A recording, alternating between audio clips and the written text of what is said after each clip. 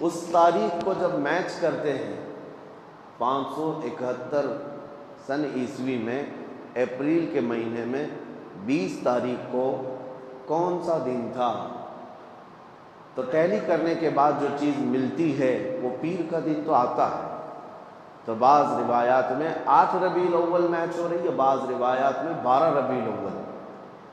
تو بہرحال جو بھی ہو، لیکن ربیع الاول شریف کا مہینہ اس بات کا سب کا اتفاق ہے کہ ربیع الاول شریف کا مہینہ حضور پاک صلی اللہ علیہ وسلم کی ولادت کا مہینہ ہے، اور پوری دنیا بھر میں جو عقیدت کے اعتبار سے ہم حضور کی ولادت کا دن مناتے ہیں وہ 12 ربیع الاول شریف۔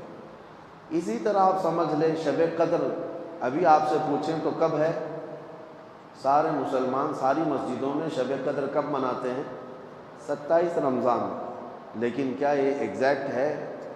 حضور پاک صلی اللہ علیہ وسلم نے فرمایا آخری عشرے کی طاق راتوں میں کوئی ایک رات ہوگی، 21، 23، 25، 27، 29، لیکن ہم نے 27 کو مضبوطی سے پکڑ رکھا ہے۔ کیوں؟ جمہور علماء نے کئی دلائل سے ثابت یہ کیا ہے کہ 27 ہی کو شب قدر ہو سکتی ہے، لیلۃ القدر کی، ان کا غالب گمان ہے، اور اکثر علماء کا اس بات پر اتفاق ہے، اور رب ذوالجلال کی سنت ہے کہ مومنین جس بات کو اچھا سمجھتے ہیں وہ اللہ کے نزدیک بھی اچھا ہوتا ہے۔ کثرت سے ایمان والے جس بات کو اچھا سمجھتے ہیں وہ اللہ کے نزدیک بھی اچھا ہوتا ہے۔ اب 12 ربیع الاول شریف کا معاملہ یہی ہے، بعض لوگ جیسی میلاد کا مہینہ آئے گا ربیع الاول کا، بہت سارے لوگ دلائل پوچھتے رہتے ہیں، میاں تاریخ تو 8 کی ہے، آپ 12 کو کر رہے ہیں، حضور کی ولادت ہی کرنا ہے تو پھر 8 کا ہے، 12 کا اختلافات ہے، لہٰذا تم کیوں کر رہے ہو اس طرح؟ ان کا مسئلہ 8 اور ربیع الاول کا نہیں ہے، ان کا مسئلہ صرف یہی ہے، سوائے ابلیس کے جہاں میں سبھی تو خوشیاں منائیں، ان کا مسئلہ صرف یہ ہے کہ منانا ہی نہیں ہے۔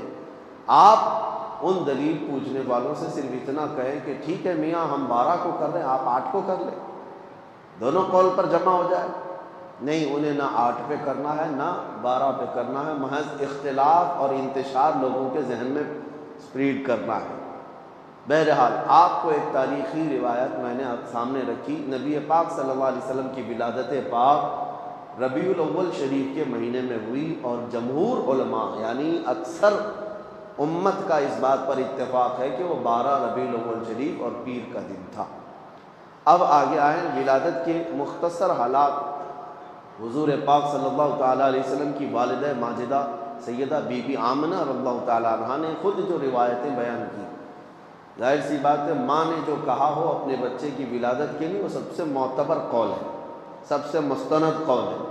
انہوں نے خود فرمایا کہ رجب کے مہینے میں حمل قرار پایا تھا، جمعہ کا دن تھا، نبی پاک صلی اللہ تعالیٰ علیہ وسلم کے حمل کو رجب کے مہینے میں قرار پایا، جمعہ کا دن تھا۔ یہ حضرت آمنہ رضی اللہ تعالیٰ عنہ کی روایت ہے، اور فرماتی حمل کے قرار پانے کے بعد کبھی بھی حضرت بی بی آمنہ فرماتی ہیں مجھے حمل کے جو درد ہوتے ہیں کبھی نہیں ہوئے، جو عام عورتوں کو ہوتے ہیں کہ کبھی پیر بوجھل ہو گئے، سر چکرانے لگ گیا، جسم بھاری ہونے لگ گیا، اس طرح کی کوئی تکلیف حضرت آمنہ فرماتی ہیں 9 مہینوں میں کبھی نہیں۔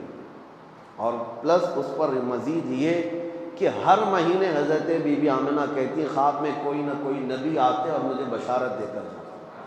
کبھی حضرت موسیٰ علیہ السلام تشریف لائے، کبھی ابراہیم علیہ السلام تشریف لائے، اور پھر یہاں تک کہ سفر کا مہینہ ہوا تو جبرائیل امین علیہ السلام کی آوازیں انہوں نے سنی کہ کہہ رہے تھے کہ اے فرشتوں صف بسپا کھڑے ہو جاؤ، اللہ کا محبوب آنے والا ہے۔ حضرت بی بی آمنہ فرماتی ربیع الاول شریف کا مہینہ ہوا تو میرے گھر پر ہمیشہ کچھ گنگنانے کی آوازیں آتی، یہ وہ حوران جنت تھیں جو حضور پاک صلی اللہ علیہ وسلم کی آمد پر خوشیاں منا رہی تھیں۔ اور پھر حضرت بی بی آمنہ رضی اللہ تعالیٰ عنہ فرماتی ولادت کا دن تھا، یعنی 12 ربیع الاول شریف، اس سے ایک دن پہلے وہ کہتی ہیں اچانک میری پیشانی میں ایک درد سا ہوا، یعنی ایک جھٹکا سا ہوا، اور پھر ایک نور ظاہر ہوا، ایک روشنی نکلی، اور وہ روشنی اتنی تیز آگے بڑھتی گئی۔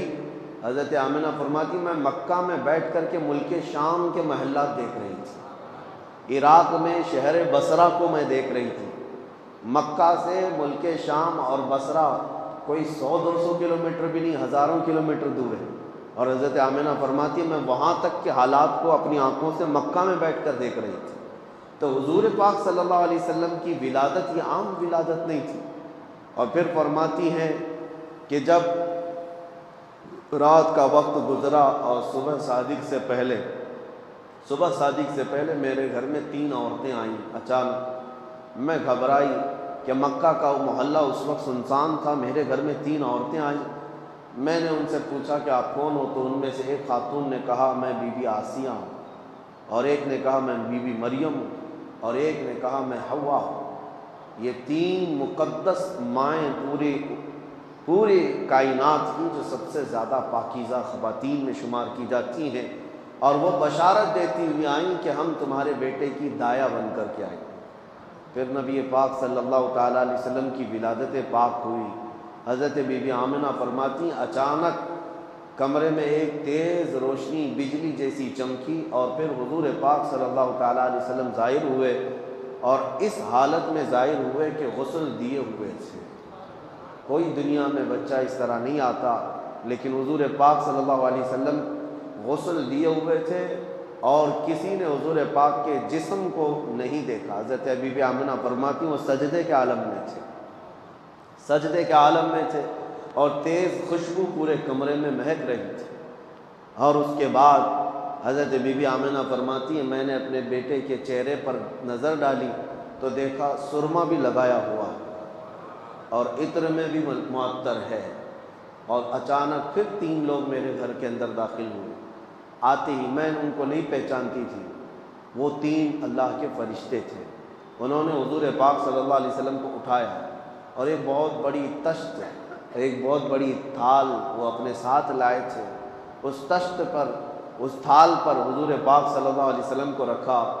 ریشم کے کپڑے سے حضور پاک صلی اللہ تعالیٰ علیہ وسلم کو ملبوس کی، یعنی ایک نرم ملائم کپڑے سے حضور پاک صلی اللہ تعالیٰ علیہ وسلم کو ملبوس کیا، اور پھر جو ان کے ہاتھ میں تشت تھا اس سے نبی پاک صلی اللہ تعالیٰ علیہ وسلم پر انہوں نے پانی بہایا۔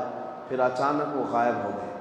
کمرے کے اندر نہ حضرت بی بی آمنہ کہتی نہ میرا بیٹا ہے نہ وہ 3 لوگ ہیں۔ میں گھبرا گئی کہ اچانک یہ کیا ہو رہا ہے، اور یہ کون لوگ ہیں جو میرے بیٹے کو، میرے لال کو لے کر چلے گئے۔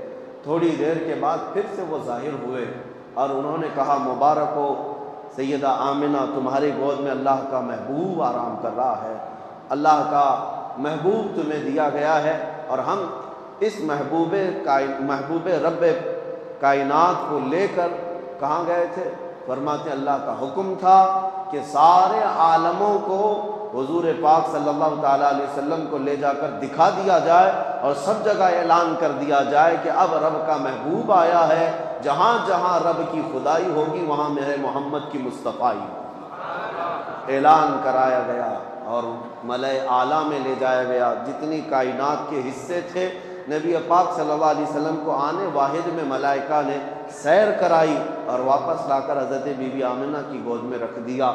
یہ تھے ولادت کے معاملات۔ ولادت عام طریقے سے نہیں ہوئی۔ میرے عزیزو، ہمارے اور تمہارے گھروں میں پیدا ہونے والے بچوں کے ہر سال ہم جنم دن منا لیتے ہیں، جبکہ ان کا کوئی بھروسہ نہیں کس طرح پیدا ہوئے اور کیا بننے والے۔ لیکن اس کائنات کے عظیم آقا محمد رسول اللہ صلی اللہ علیہ وسلم، جن کا دنیا میں آنا بھی سب سے نرالا اور جن کا پیدا ہونا بھی سب سے پاکیزہ، ان کی حیات اعلیٰ، ان کی ممات اعلیٰ، ان کی زندگی اعلیٰ، ان کی وفات بھی اعلیٰ۔ نبی پاک صلی اللہ تعالیٰ علیہ وسلم کا آنا سب سے انوکھا اور سب سے نرالا تھا، اس لیے پوری کائنات کو چاہیے کہ وہ یادیں ہمیشہ قائم رکھیں، وہ یادیں ہمیشہ قائم رکھیں۔